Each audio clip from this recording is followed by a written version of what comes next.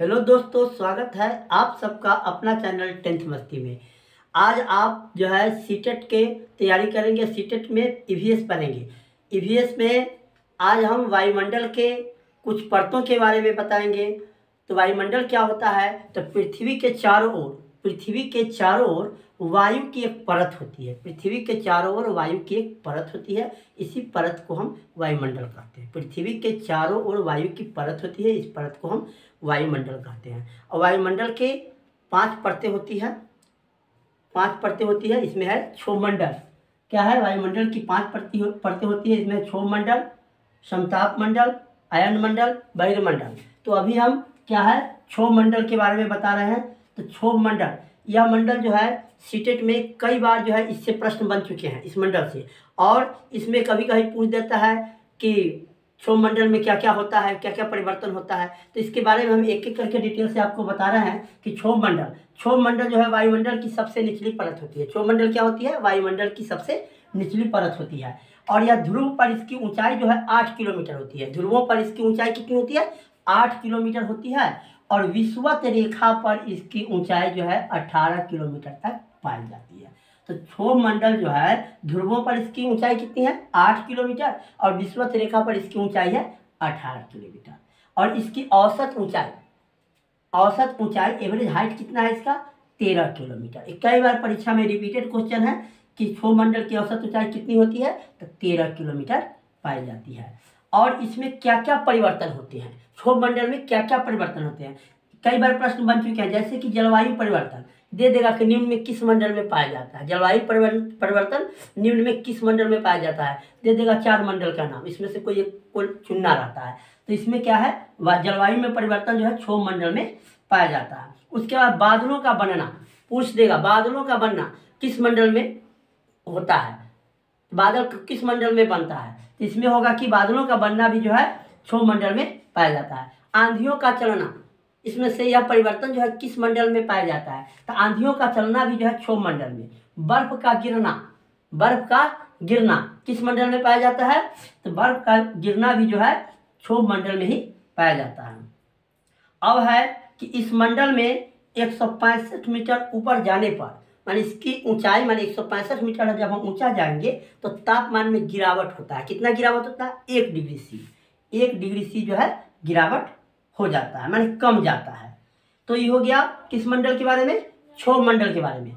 अब है समताप मंडल। नाम से ही स्पष्ट होता है, सम माने बराबर, ताप माने तापमान। इसकी बराबर तापमान रहती है, समान तापमान रहती है।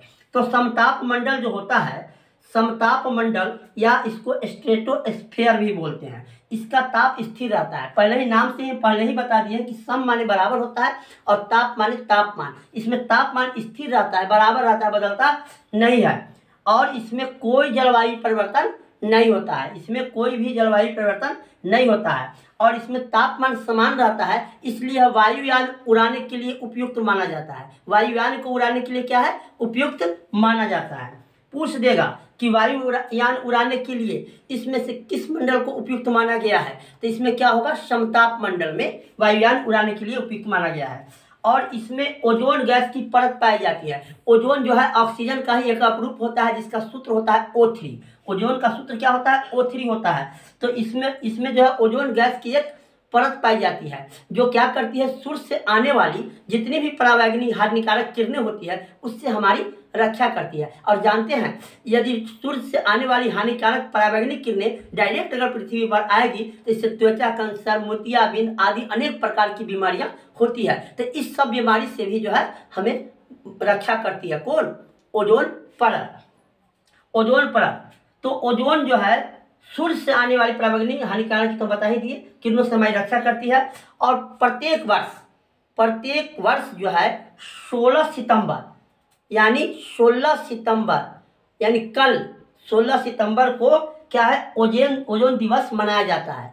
कितने तारीख को? तो 16 सितंबर को प्रत्येक वर्ष जो है ओजोन दिवस मनाया जाता है। तो अभी आप 2 मंडल यानी क्षोभमंडल और समताप मंडल के बारे में जाने। अब हम आगे 3 मंडल और है, इसके बारे में जानकारी देंगे। तो चलिए वायुमंडल के तीनों मंडल के बारे में जान लेते हैं। 2 मंडल हम पहले बता चुके हैं और तीनों मंडल और बाकी है, इसके बारे में हम जान लेते हैं। तो इसमें क्या होता है, मध्यमंडल। मध्यमंडल जिसको मेसोस्फीयर भी बोलते हैं, इंग्लिश में इसको क्या बोलते हैं, मेसोस्फीयर। तो इस मंडल का तापमान सबसे ज़्यादा होता है, यानी सबसे ज़्यादा होता है तापमान इसका, सबसे ज़्यादा यानी ठंडा तापमान होता है सबसे ज़्यादा। यहाँ हम लिख देते हैं, छूट गया है, क्या होगा, ठंडा तापमान।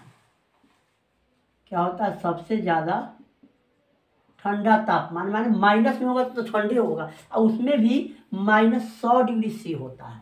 सबसे ज़्यादा ठंडा तापमान होता है तो इसी मंडल का होता है, किस मंडल का, मध्य मंडल का होता है। और इसमें उल्का पिंड जो होते हैं ना, जलकर राख हो जाते हैं। बड़ी आश्चर्य वाली बात है कि जिसका ठंडा तापमान 100°C है, उसमें भी क्या होता है, उल्का पिंड जो है जलकर राख हो जाता है, भस्म हो जाता है।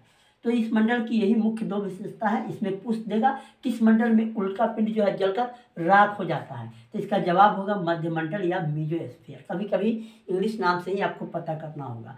और किसका तापमान जो होता है सबसे अधिक होता है, तो इसी का होता है मध्यमंडल का सबसे अधिक ठंडा तापमान होता है, सबसे अधिक ठंडा तापमान होता है, -100°C होता है।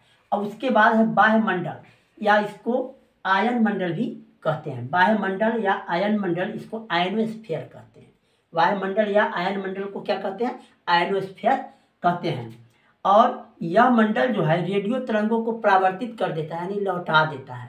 यह रेडियो तरंगों को क्या कर देता है, परावर्तित कर देता है, यानी लौटा देता है, जिसके कारण हम रेडियो, टेलीविज़न या फोन का उपयोग हम कर पाते हैं और अपनी आवाज़ को दूसरे के पास भेजते हैं और दूसरे की आवाज़ को हम सुनते हैं। माने रेडियो तरंगों के लिए उपयुक्त मंडल जो होता है वो होता है आयन मंडल या बाह्यमंडल भी उसको बोलते हैं। और उसके बाद इसमें उल्का पिंड जो है जलना शुरू हो जाता है, पूरा जलकर भस्म नहीं होता है, इसमें क्या है, उल्का पिंड जो है जलना शुरू हो जाता है। अब आते हैं, लास्ट है इसका वायुमंडल की परतों में लास्ट परत है बहिर्मंडल या एक्सोस्फीयर बोलते हैं। इसको बहिर्मंडल या एक्सोस्फीयर बोलेंगे। यह वायुमंडल की सबसे ऊपरी परत होती है। वायुमंडल की क्या होती है, सबसे ऊपरी परत। इस पर क्वेश्चन कई बार बन चुके हैं कि वायुमंडल की सबसे ऊपरी परत कौन सी होती है, तो यही होगा बहिर्मंडल होती है या एक्सोस्फीयर इसको बोलते हैं। और इसमें हाइड्रोजन और हीलियम गैस अधिक मात्रा में पाई जाती है। इसमें किसकी अधिकता पाई जाती है, इसमें भी क्वेश्चन बन चुके हैं इससे भी, कि किस मंडल में हाइड्रोजन और हीलियम गैस की प्रधानता पाई जाती है। चाहे हाइड्रोजन गैस की, चाहे एक को पूछ सकता है कि हीलियम गैस की अधिकता जो है किस मंडल में पाई जाती है, तो यही होगा कौन, बहिर्मंडल में पाई जाती है। और इस मंडल के बाद जानते हैं अंतरिक्ष शुरू हो जाता है। इस मंडल के बाद क्या है, अंतरिक्ष शुरू हो जाता है। तो आज हम पर्यावरण अध्ययन यानी ईवीएस के तहत, और ये बात ध्यान रखिए, सोशल साइंस में जो 6 to 8 की तैयारी जो कर रहे हैं उसके लिए भी ये वीडियो जो है काफ़ी महत्वपूर्ण है। और इससे बाहर इस चैप्टर से वायुमंडल की परत के विषय में कहीं से नहीं आ सकता है, ये मेरा दावा है। और यदि वीडियो अच्छा लगा है तो चैनल को सब्सक्राइब कर दें,